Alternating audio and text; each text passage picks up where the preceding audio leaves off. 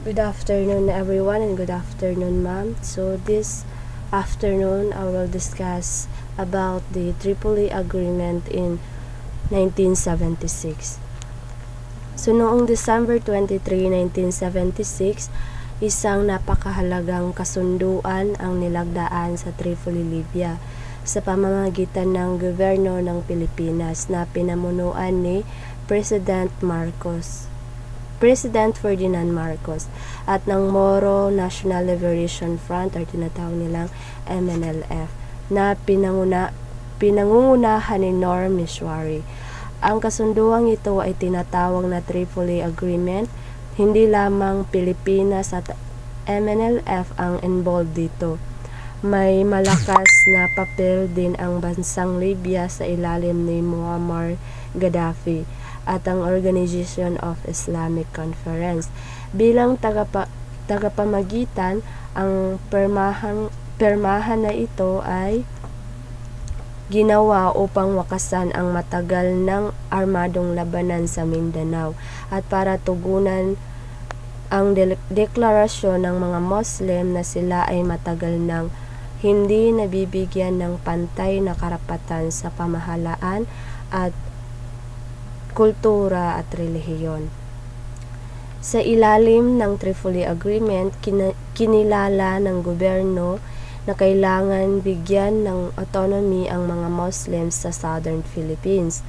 Autonomy ang tawag dito dahil hindi sila magiging hiwalay na bansa, ngunit magkakaroon sila ng sariling pamahalaan at sariling sistema ayon sa tradisyon at batas ng Islam, lalo na sa mga lugar na may malaking populasyon ng mga Muslim. Nakasaad sa kasunduan ang mga pagbuo ng isang autonomous region, pagpapatigil ng bakbakan, pag-establish ng Sharia Court, o mga reforma sa edukasyon, at pagpaunlad sa ekonomiya at kultura. Pinagkasunduan na ang autonomous region ay bubuuin ng 13 provinces sa Mindanao, Sulu at Palawan. Kabilang dito ang Basilan, Sulu, Tawi-Tawi, Zamboanga del Sur, Zamboanga del Norte, North Cotabato, South Cotabato, Sultan Kudarat, Llano del Norte, Llano del Sur, Maguindanao, and Davao del Sur. On 1977 implementation conflict, pagkatapos mapirmahan ang kasunduan, nagkaproblema sa pagpapatupad sa halip na ang isang autonomous region gaya ng napagkasunduan sa Tripoli. Nagplano si President Marcos na gawing dalawang autonomous region para sa MNLF. Malinaw itong paglabag sa permahang kasunduan, kaya hindi nila tinanggap ang proposal. Dahil dito bumagsak ang ceasefire at bumalik ang armadong labanan. Ang dating pag-asa ng katahimikan ay nauwi sa panibagong gulo dahil hindi sinunod ang original na agreement. 1978 to 1980, patuloy na tensyon. Sa panahong ito, lalong tumindi ang bakbakan. Pinipilit ng OIC ang Pilipinas na tuparin ang kasunduan, ngunit hindi umusad ang peace talks. Parang napako sa pader ang peace negotiations, isinusulong ng mga international organizations ang kapayapaan, ngunit hindi nagkaroon ng konkretong resulta dahil magkaiba ang interpretasyon ng gobyerno at MNLF sa agreement. So, 1986, pagbabago ng pamahalaan. Pagkatapos mabuwal ang diktadorya ni Marcos sa People Power Revolution, si Corazon Aquino ang naging bagong pangulo. Sa kanyang pag-upo, nagpakita siya ng pagpapahalaga sa usapang pangkapayapaan. Ipinagpatuloy niya ang peace talk hindi lang sa MNLF kundi pati sa ibang level groups. Pinakamakasayang gesture niya ang pagpunta sa Hulu at personal na pakikipagkita kay Normie Suarez.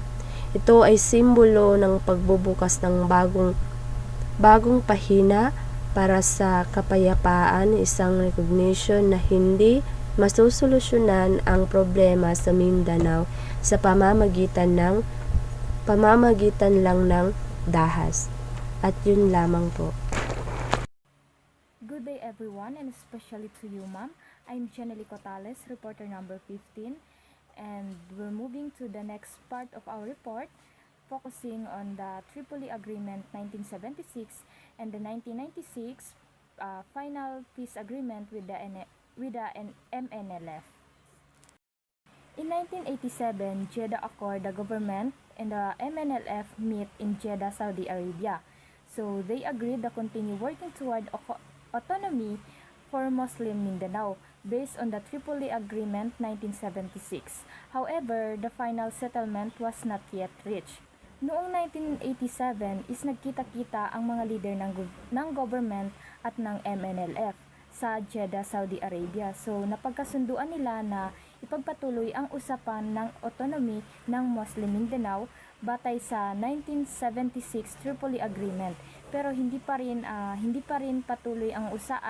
natapos ang usapang pangkapayapaan, kaya patuloy pa rin ang pag-uusap nila. 1988 to 1992 stalemate again, negotiations slowed due to the political issues and disagreement over the form of the autonomy. MNLF pushed the full implementations of the 1976 agreement.